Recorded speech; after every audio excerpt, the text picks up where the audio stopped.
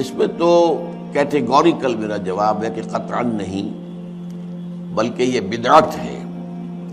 یعنی یہ بجائے آپ کو کوئی ثواب دلانے کے الٹا جو ہے آپ پر گرفت ہو جائے گی. ایسی کوئی چیز صحابہ سے ثابت نہیں ہے، اور ہمارا دین وہی ہے، ما انا علیہ واصحابی. رسول نے فرمایا جس چیز پر میرا عمل ہے اور میرے صحابہ کا ہے، دین تو اصل میں وہی ہے. جہاں تک ایصال ثواب کا تعلق ہے، اس میں ہمارے ہاں ذرا کافی مختلف آراء موجود ہیں.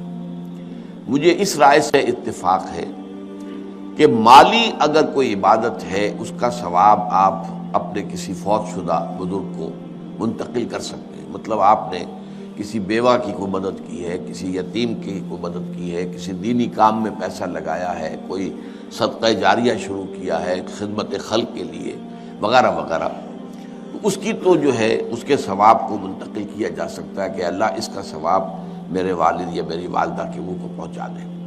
جسمانی نہیں. آپ نماز پڑھ کے کہیں اس کا ثواب، یا روزہ رکھ کر کہیں کہ اس کا ثواب، یا یہ کہ آپ قرآن پڑھ کر کہیں یہ آپ ہی کو ثواب ہوگا. آپ خود پڑھیں گے آپ کو ثواب ہوگا. البتہ ایسے تمام افعال کے بعد جب آپ اللہ سے دعا کریں گے، یہ نہیں کہیں گے کہ میرے اس فعل کا ثواب منتقل کر دے، اے اللہ میرے والدین کی مغفرت فرما. تو یہ کوئی نیک کام کرنے کے بعد جو ہے اس دعا کی تاثیر جو ہے وہ بڑھ جاتی ہے.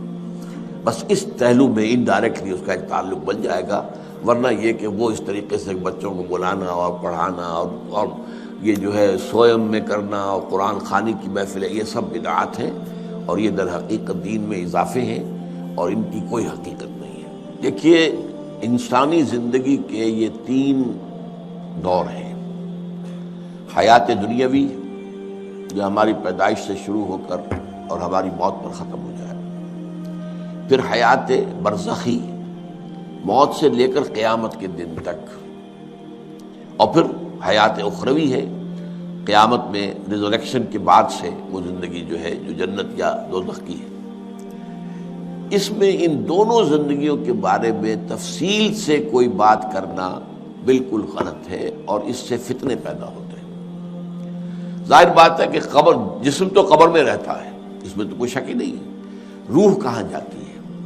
کیا وہ بھی قبر ہی میں رہتی ہے یا کہیں اور چلی جاتی ہے؟ قرآن مجید میں سجین اور اعلیٰ علیین کا ذکر موجود ہے، لیکن یہ تمام چیزیں متشابہات میں سے ہیں. یہ تمام چیزیں قرآن مجید میں سورہ آل عمران کے شروع میں بیان کیا گیا ہے کہ ہم نے یہ کتاب اتاری ہے، اس میں کچھ آیات محکمات ہیں، کچھ متشابہات ہیں.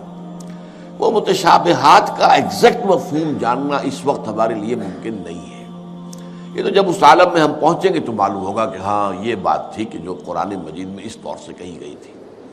لیکن یہ کہ اس وقت جو ہے جتنا کچھ ہمیں حدیث صحیح میں مل جائے یا قرآن میں مل جائے، اس عالم برزخ میں بھی یہ تو ہوتا ہے کہ جو نیک لوگ ہیں انہیں کچھ نہ کچھ جو ہے اثرات اچھے ان پر پڑتے رہتے ہیں، ان کی ارواح پر کہہ لیجئے، اور کچھ جو برے ہیں ان کے اوپر جو آخری انجام ہونا ہے اس کی کچھ ریفلیکشن ہوتی رہتی ہے، جس کو حدیث میں کہا گیا ہے کہ ہر قبر جو ہے وہ یا تو جنت کے باغیچوں میں سے ایک باغیچہ ہے یا دوزخ کے گڑھوں میں سے ایک گڑھا ہے.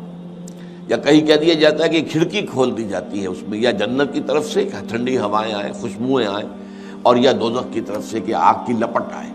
دوزخ میں داخل ہوں گے قیامت کے بعد ہی، اور جنت میں داخل ہوں گے قیامت کے بعد ہی، لیکن اس کے کچھ آثار پڑنے شروع ہو جاتے ہیں. وہ جس کو انگریزی میں آپ کہتے ہیں coming events cast their shadows before, بعد میں آنے والے واقعات جو ہیں ان کے کچھ سائے جو ہیں پہلے سے آنے شروع ہو جاتے ہیں. تو اسی طرح سمجھیے کہ جو کچھ آخرت میں کسی انسان کے ساتھ ہونا ہے اس کا ایک عکس جو ہے وہ عالم برزخ میں شروع ہو جاتا ہے. اسی لیے قرآن مجید میں یہ بھی آیا ہے کہ یہ جو آل فرعون تھے یہ صبح و شام جہنم پر پیش کیے جاتے ہیں، اور قیامت کے دن پھر کہہ دیا جائے گا ادخلوا آل فرعون النار، ان کو داخل کر دو آگ کے اندر.